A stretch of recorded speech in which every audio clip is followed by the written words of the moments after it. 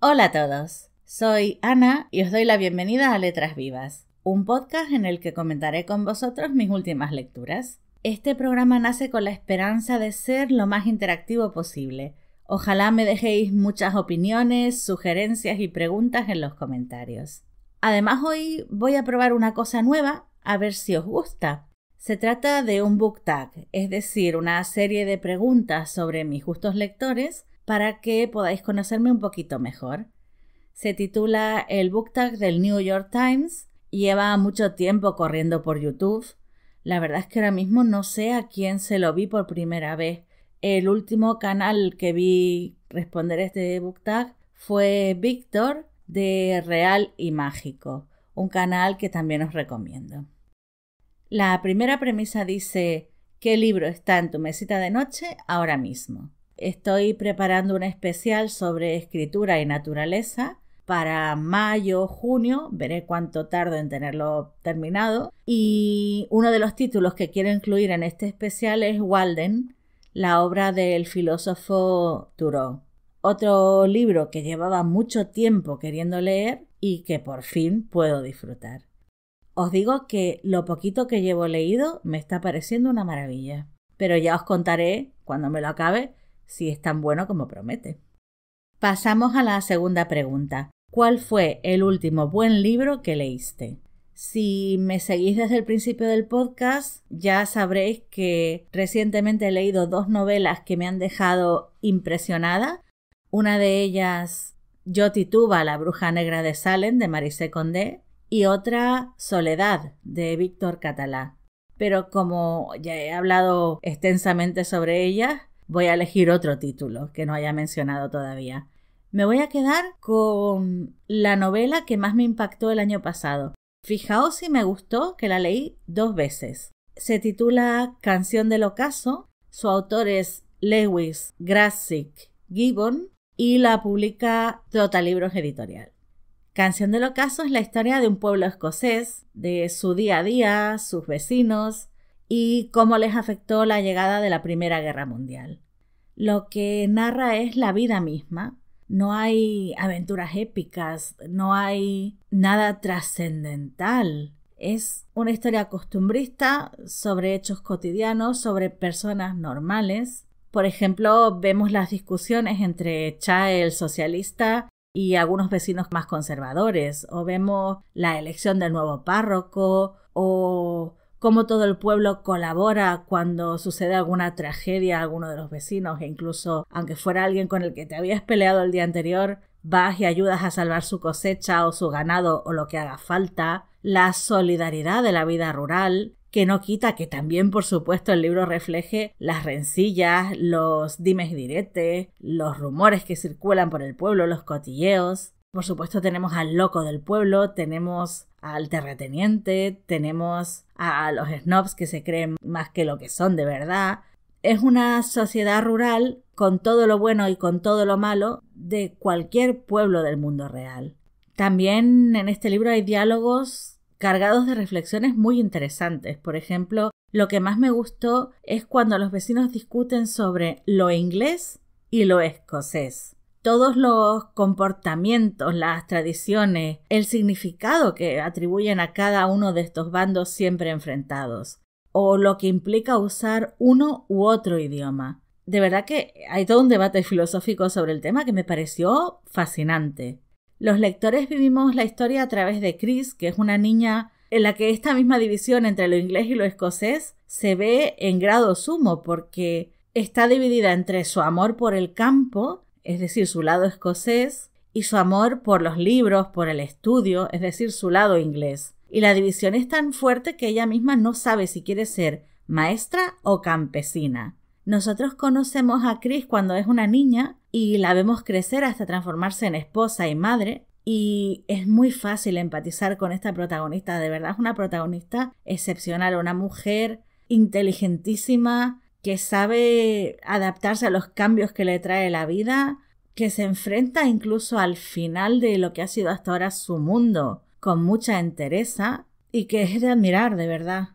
A mí me parece una protagonista de la que puedes aprender mucho y que es todo un ejemplo de cómo no dejarse vencer a pesar de que la vida te pegue unos palos impresionantes, porque la pobre Chris tiene que vivir auténticos dramas. Uno de ellos, por ejemplo, no saber qué sentir por su padre, no saber qué pensar de su propio padre, porque a veces se trata de un aliado, de una persona que la apoya, que la anima a estudiar, pero otras veces su padre es un monstruo despiadado, extremadamente sádico y cruel, sobre todo en temas referentes a su fanatismo religioso. Entonces, no solo Chris, sino otros personajes como Robert del Molino, que es inolvidable, que ya estará siempre entre mis personajes favoritos de la historia de la literatura. Hacen de Canción del Ocaso un libro que engancha, que atrae, que quiere saber qué va a pasar con estos personajes, cómo van a seguir sus vidas, cómo van a superar los obstáculos que están viviendo. Pero además me gusta muchísimo el estilo del autor. Este libro está escrito con muchísima sensibilidad. Tiene escenas, por ejemplo, el despertar sexual de Chris, su embarazo, o cómo es testigo de un parto terrorífico, y describe todos estos momentos con muchísima empatía, con una delicadeza sorprendente, que cuando yo leí este libro por primera vez fue en una lectura conjunta y todos nos asombrábamos de que estuviera escrito por un hombre, porque decíamos, pero es que parece que ha dado a luz de verdad, que está describiendo de primera mano lo que sintió dando a luz, cosa imposible evidentemente, pero hasta ese grado de sensibilidad llega el autor. De verdad que es increíble. Por otra parte, aunque la novela tiene algún párrafo bastante crudo, y hay una escena que directamente es brutal y me resultó muy desagradable, en general el tono es melancólico porque está describiendo el fin de una época. Todo lo que era la vida en el campo antes de la Primera Guerra Mundial no volvió. Después de la Primera Guerra Mundial, cuando se acabó la guerra y se pudo volver a la, entre comillas, normalidad, el mundo ya había cambiado, el pueblo ya había cambiado, ya se habían destruido los bosques, ya no había manera de volver a lo de antes. Se había acabado para siempre esa forma de vida. Y de ahí también esa entereza de Chris, esa capacidad de enfrentarse al fin de su realidad, al fin de todo lo que había conocido, de reinventarse y de empezar un nuevo capítulo. De verdad, Canción del Ocaso es una novela maravillosa, yo os recomiendo a todos. A mí me emociona incluso hablar de ella. La tercera premisa dice, si pudieras conocer a cualquier escritor, vivo o muerto, ¿quién sería y qué le preguntarías? No es ningún secreto que mi escritora más admirada es Emily Bronte. Sobre todo porque no entiendo, y creo que eso es lo que le preguntaría, ¿cómo es posible que una persona que vivió casi toda su vida encerrada en su pueblo, en sus páramos, bastante aislada del mundo, salvo una breve estancia en Bélgica, pero por lo demás era una persona muy asocial? ¿De dónde sacó la inspiración y el conocimiento para escribir sobre todo los poemas bélicos que escribió, esas escenas de batalla que describe en sus poemas en las que de verdad hueles la sangre, sientes el fragor de la batalla, sientes los caballos galopando, todas estas escenas de acción? ¿De dónde sacaste esa inspiración? ¿Solo de las lecturas que tenías? ¿Viste alguna vez una batalla? Porque que yo sepa, en las biografías que he leído no consta. Pero es que no entiendo cómo conseguiste plasmar de una forma tan vívida ese movimiento, esa crueldad, el humo, el fragor, los sonidos, los olores, los dolores de la guerra. Es algo que siempre me ha asombrado.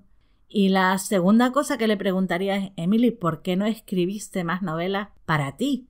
Puedo entender que no quisieras publicar nada más después de Cumbres Borrascosas, de acuerdo, pero escribir para ti misma, ¿por qué no? ¿Qué pasó? ¿Por qué dejaste de escribir prosa? Eso me encantaría saberlo. Pasamos a la cuarta pregunta. ¿Qué libro puede sorprender encontrar en tus estanterías? Pues voy a decir un ensayo que se titula Mitología clásica en el arte medieval. Lo escribieron Erwin Panofsky y Fritz Saxel y lo publica la editorial Sans Soleil. ¿Y por qué sorprende encontrarlo en mis estanterías? Pues porque es el único libro sobre arte e historia del arte que poseo. A ver, a mí me encanta visitar museos, contemplar cuadros y esculturas, pero no es un tema sobre el que suela leer y prefiero realmente simplemente disfrutar de la belleza de las obras sin plantearme más allá, sin plantearme su análisis. Sin embargo, este ensayo lo descubrí por casualidad, fue un flechazo, lo compré por impulso y cuando lo leí dije, me está gustando mucho más de lo que me esperaba. Realmente me hizo disfrutar mucho esa lectura, no solo porque incluye muchas fotografías de las obras originales, que son bellísimas, sino también por lo que cuenta. Anécdotas, por ejemplo, como la evolución del mito del hombre arrodillado, que después se transformó en Hércules, y a su vez en la leyenda de San Jorge matando al dragón. Vaya evolución y qué interesantes las conexiones entre ellas. También habla, por ejemplo, del papel tan importante que tuvo Carlomagno para preservar muchas obras de arte que sin él se hubieran perdido para siempre. Y por supuesto el papel de la Inquisición y de la Iglesia y cómo influyó en el arte creada especialmente durante la Edad Media. Es un ensayo muy bien documentado, lleno de anécdotas curiosas que hacen que la lectura sea amena y que realmente disfruté mucho, además de aprender mucho con él. Vamos a la quinta pregunta. ¿Cómo organizas tu biblioteca personal? Pues la realidad es que apenas tengo espacio y que no puedo organizarla como quisiera. A mí me gustaría tener una balda para cómic, otra para poesía y teatro, otra para ensayo, las novelas aparte, etc. Pero no tengo espacio, así que lo único que puedo hacer es pongo en estanterías lo que no he leído todavía y los libros ya leídos los guardo en cajas de plástico impermeables para que no les pueda pasar nada, no les entre el polvo ni nada, pero apilados en cajas de plástico unas encima de otras. Es que no tengo otra manera. Seguimos. Pregunta número 6. ¿Qué libro has querido leer siempre y aún no lo has hecho? Hay muchísimos, sobre todo grandes clásicos. El primero que se me ocurre ahora es Guerra y Paz, que quiero leerlo en algún momento, sobre todo porque Ana Karenina me gustó muchísimo. Pero me voy a quedar con uno que ya tengo en casa y que me encantaría poder terminar este año, aunque no lo prometo. Me voy a quedar con Rayuela de Julio Cortázar. Premisa número 7. ¿Decepcionante o sobrevalorado? ¿Qué libro se suponía que te iba a gustar, pero no lo hizo? ¿Recuerdas el último libro que abandonaste? Pues sí, lo recuerdo porque es muy reciente. Soy un gato de Natsume Soseki, porque no conseguí empatizar con los protagonistas, porque no conseguí entrar en la novela en ningún momento, pero yo no diría que era un libro decepcionante, ni mucho menos que esté sobrevalorado en absoluto. Yo creo que más bien el problema es que yo esperaba algo diferente y que no me adapté a ese ritmo tan extremadamente lento de la literatura japonesa. Pregunta número 8. ¿Qué tipo de historia o género no te atraen o sueles evitar? En primer lugar, el terror, porque soy muy asustadiza. Realmente lo paso muy mal, no disfruto para nada teniendo miedo y además es que después me dan pesadillas, literal. Por eso evito el terror, sobre todo el terror psicológico. Pero claro, esto es relativo, porque Drácula está considerado un libro de terror y a mí, sin embargo, no solo no me da miedo, sino que es uno de mis clásicos favoritos. Me gusta muchísimo y no me canso de releerlo. Lo que de verdad no soporto son las escenas asquerosas. Hay ciertas imágenes que literalmente me dan arcadas cuando las leo y me hacen cerrar el libro. A mí lo que son sangre, vísceras, esputos, vómitos, etc., lo llevo muy mal. Por otra parte, tampoco es que sea muy fan de las historias románticas. Y me explico. No tengo ningún inconveniente si en una novela sobre otro tema se mete como historia secundaria una relación romántica bien construida, creíble, que va creciendo poco a poco y de forma que se pueda empatizar con ella, es decir, que no sea un flechazo de «oh, me caso contigo mañana mismo», eso no. Y puede haber una historia romántica que realmente me guste, porque sea sólida, porque sea realista, porque refleje la historia de un matrimonio real con sus altos y sus bajos. Eso sí, eso me puede gustar. De hecho, se me ocurre, por ejemplo, algunas novelas de Almudena Grandes de los episodios nacionales, Inés y la alegría, sin ir más lejos, que evidentemente la relación romántica no es el tema principal, pero sí que forma una parte esencial de la trama, marca también un poco el ritmo de cómo va evolucionando la historia y explica, por ejemplo, lo que siente Inés cuando su marido, que es militar y comunista, se infiltra en España en la época de Franco, mientras ella lo espera en Francia y a lo mejor tienen que pasar un año sin saber nada el uno del otro, porque como ella intenta entrar en contacto con él, puede hacer que lo descubran y que él acabe fusilado o construyendo el Valle de los Caídos, sin ir más lejos.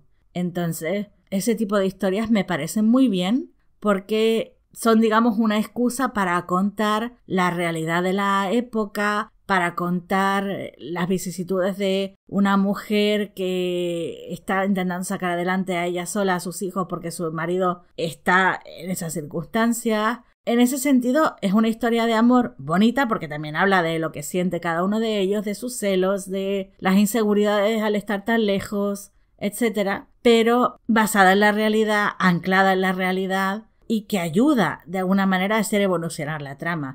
No me cuentes, por favor, la típica historia de la secretaria que se enamora de su jefe y no me cuentes la típica novela rosa, estas de hombre sin camisa en la cubierta y mujer abrazada a su pecho y llena de clichés tóxicos.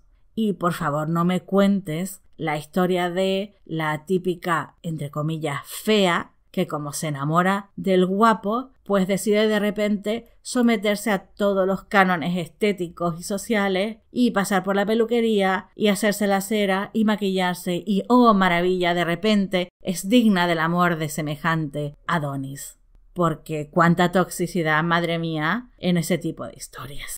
Entonces, novela romántica no he encontrado todavía ninguna sin clichés, sin elementos tóxicos y sin ese tipo de imposiciones estéticas de género. Si alguien me puede recomendar alguna novela romántica realmente original en la que haya una relación de igualdad y en la que no se incurra en ningún tipo de toxicidades, yo estaré encantada de leérmela. De hecho, quiero encontrar alguna novela romántica que me guste, pero de momento no he tenido esa suerte. Así que resumiendo, ¿qué tipo de historia o género no te atrae, no sueles evitar? La de terror y la romántica. Novena y última premisa. ¿Cuál es el próximo libro que planeas leer? Pues este año me quiero terminar sí o sí el Cuarteto Estacional de Ali Smith. Ya he leído 2 libros, me faltan los 2 últimos, Primavera y Verano, y creo que serán mis próximas lecturas, porque Ali Smith es una escritora que me tiene enamoradísima. De las escritoras vivas de momento es mi favorita y quiero recomendaros su obra y explicaros por qué me gusta tanto. Bueno, este ha sido el Book Tag, las 9 preguntas. Ya sé que lo habitual es hacerlos en vídeo, están pensados para eso, pero me pareció interesante probar este nuevo formato. Por favor, contadme en los comentarios si os ha gustado, si queréis que haga algún otro book tag que os guste especialmente, si me dejo de book tags y vuelvo a simplemente los podcasts que he hecho hasta el momento. Por mi parte, esto ha sido todo. Os espero el próximo miércoles, con una reseña en este caso, y hasta entonces os invito a visitar mi Twitter. Allí encontraréis más reseñas y recomendaciones literarias. Me encontraréis como el usuario letrasvivas_77. Muchísimas gracias por escucharme. Un abrazo y hasta la próxima semana.